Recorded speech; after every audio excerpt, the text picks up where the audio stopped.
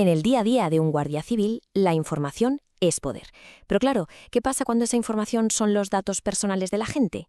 Protegerlos no es solo una obligación, es un derecho fundamental. Hoy vamos a meternos de lleno en la normativa española, en la Ley Orgánica 3/2018, para que quede súper claro quién protege nuestra información y, sobre todo, cómo lo hace. Esta es sin duda la pregunta del millón, la que vamos a responder hoy. En un mundo donde todo es digital, saber quién tiene la autoridad para supervisar y, si hace falta, sancionar el uso de nuestros datos es absolutamente crucial, no solo como ciudadanos, sino como futuros agentes de la autoridad. A ver, que nadie se engañe, este no es un tema más, es una pieza clave en la formación en la academia. Entender bien todo este marco legal es una herramienta indispensable para el trabajo diario de un guardia civil. Así que vamos a tomárnoslo muy en serio. Venga, aquí tenemos la hoja de ruta de hoy. Empezaremos viendo qué pasa con los datos cuando viajan, luego conoceremos a la agencia que los protege, veremos cómo está montada por dentro, cómo se gestiona una reclamación y para terminar un repaso con los puntos más importantes para el examen. ¡Vamos al lío! Bueno, pues empezamos por el principio. Hoy en día, con Internet, los datos se mueven por todo el mundo como si nada, no entienden de fronteras. Pero la ley sí que entiende. Vamos a ver qué pasa cuando nuestros datos personales salen fuera de Europa. La definición es sencilla. Siempre que los datos salen del espacio económico europeo, estamos hablando de una transferencia internacional. Y esto aplica a todo, ¿eh? Desde la red social de turno que tiene sus servidores en California hasta una pequeña empresa española que contrata un servicio de marketing en otro país. La clave es esa. Los datos han cruzado la frontera europea. Vale, entonces, ¿cómo se puede hacer esto de forma legal? Pues básicamente hay tres caminos. El primero, la vía rápida, es la decisión de adecuación, que la Unión Europea ya haya dicho que ese país es seguro. Si no tenemos eso, pasamos al plan B, las garantías. Esto es como firmar contratos súper estrictos para que los datos estén igual de protegidos que aquí. Y ya, para casos muy concretos y delicados, se necesita el plan C, una autorización directa de la Agencia española, un permiso especial, vamos. Y claro, todo esto de autorizar, supervisar y sancionar nos lleva directamente al gran protagonista de esta historia. ¿Quién es esa autoridad que se encarga de todo esto? Pues vamos a conocer a la guardiana de nuestros datos en España. Y aquí la tenemos, la Agencia Española de Protección de Datos, o como la conocemos todos, la AEPD. Hay que quedarse con estas siglas. Para que nos entendamos, es como el árbitro supremo de la privacidad en España. Es una entidad pública, sí, pero, y esto es importantísimo, es independiente. No responde a los intereses del gobierno de turno, solo a la ley. Fijaos bien en sus características, porque aquí está la clave de su poder. Es independiente, lo que significa que no recibe órdenes de ningún ministerio, tiene personalidad jurídica propia, o sea que puede actuar por sí misma como si fuera una empresa, y muy importante, es la voz de España en el comité que pone de acuerdo a toda Europa en protección de datos. Muy bien, ya sabemos quién es, ahora vamos a ver cómo funciona por dentro, quién manda ahí, cómo se organiza. Conocer su esqueleto nos ayuda a entender de verdad cómo ejerce su poder.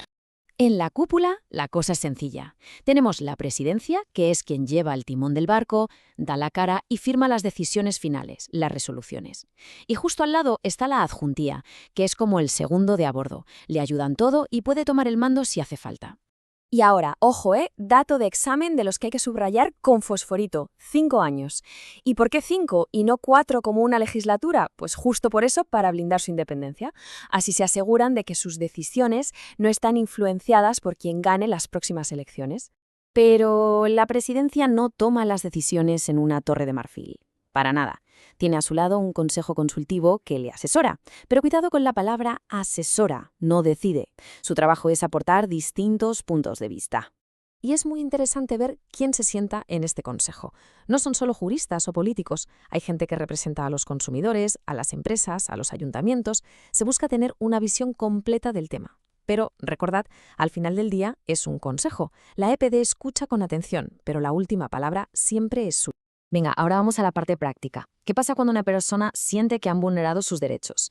Si una empresa usa nuestros datos como no debe, por ejemplo. Aquí es donde la AEPD saca músculo.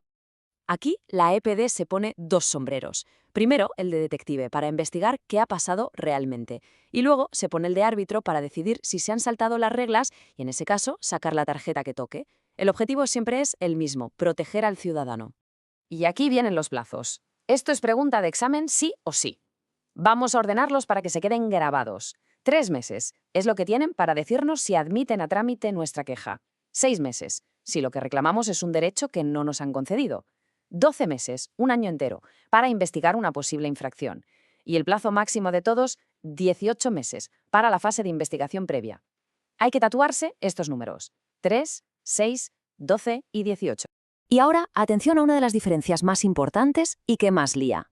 Si reclamamos un derecho, como acceder a nuestros datos, y la EPD no contesta en 6 meses, buenas noticias. La ley nos da la razón automáticamente. Es lo que se llama silencio positivo.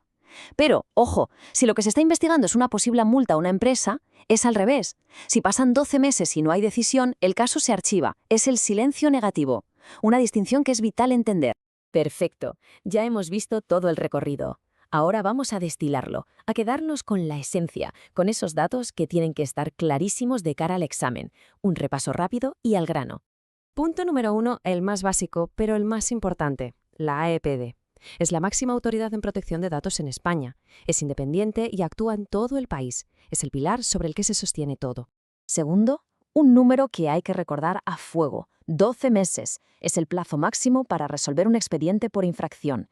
Si en el examen sale una pregunta sobre este plazo, la respuesta es un año, 12 meses. Tercero, el mandato.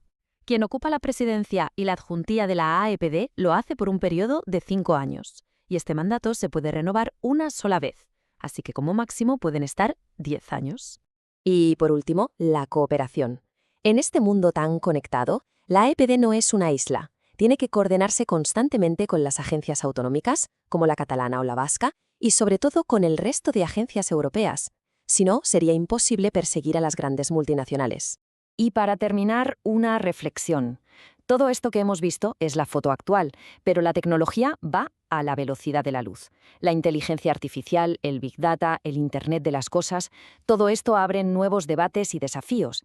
La pregunta ya no es solo cómo se adaptará a la ley, sino cómo va a afectar directamente al trabajo diario de la Guardia Civil en la protección de los derechos y libertades de todos. Un tema para seguir muy, muy de cerca.